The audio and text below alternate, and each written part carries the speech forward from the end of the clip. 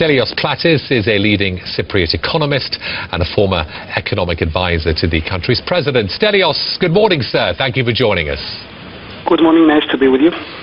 Stelios, your reaction to the deal that was struck overnight. What are your thoughts? Well, overall, I have to say that as an economist, I've been quite shocked by both solutions proposed by the Eurogroup thus far. Both decisions display little resemblance between themselves, either in practice or in theory. All of it, all the strategy, if one can call it strategy, appears to be a learning by doing or hit-and-miss approach rather than being part of a specific plan to deal with Eurozone's crisis. To remind you, Cyprus's needs have been around 0.2% of Europe's GDP. What would happen if one of the major countries came under a similar situation?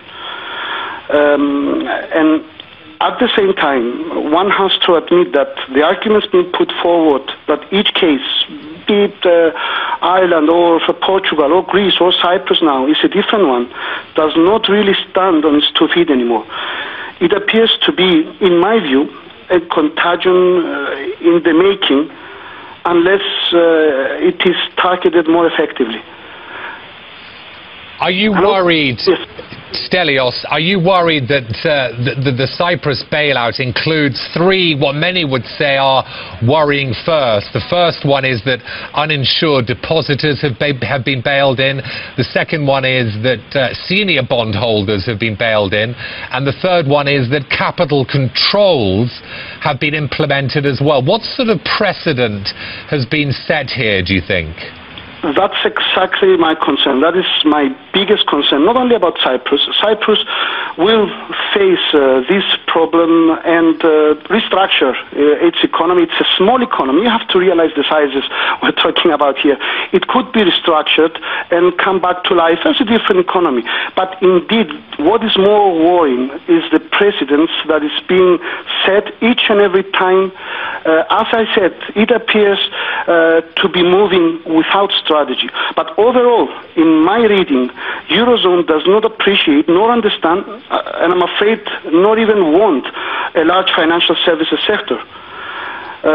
These solutions or decisions are hurting the stability not only of the financial services sector in one member state, but possibly the confidence of bank depositors in all of Eurozone's southern states.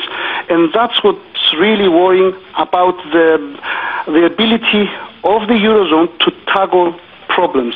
And that's, I think, is the most important lesson to be taken out of the crisis in Cyprus and the way that it's being and was being mishandled.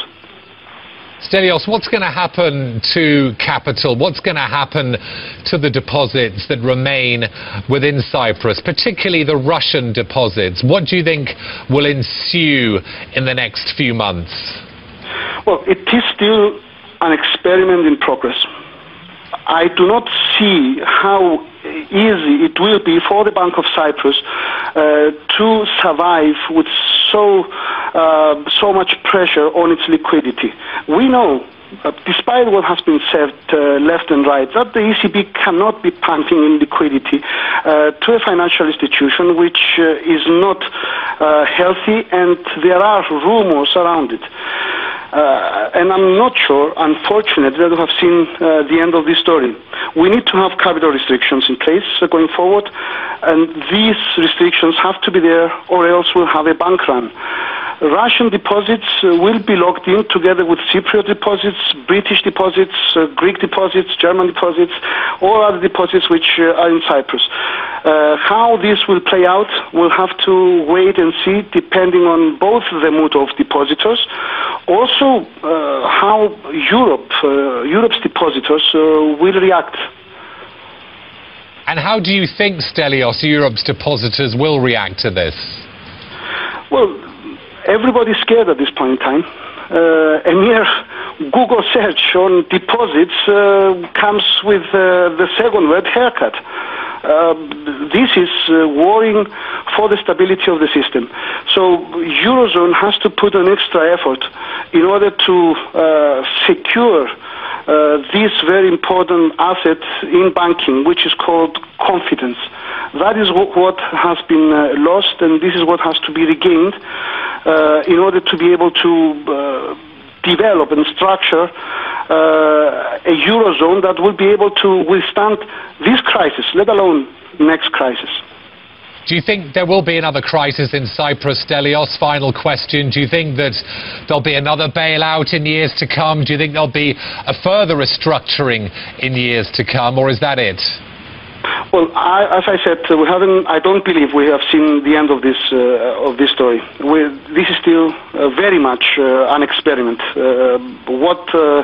This solution, this entirely different solution from last week's solution, I have to add, is still something which has a lot of gaps, and unless we are able to fill all these gaps and have a specific structure and as well as strategy going forward, this is very much still a very big uncertainty in terms of how this will play out. If and when this follows some path into the future, we'll be able to talk more certainly about how the future will look. At this point in time, as I said, this solution is still a very big experiment. Stelios, thanks for joining us today. Stelios Platis, MD of MAP S.Platis. Thank you for joining us today.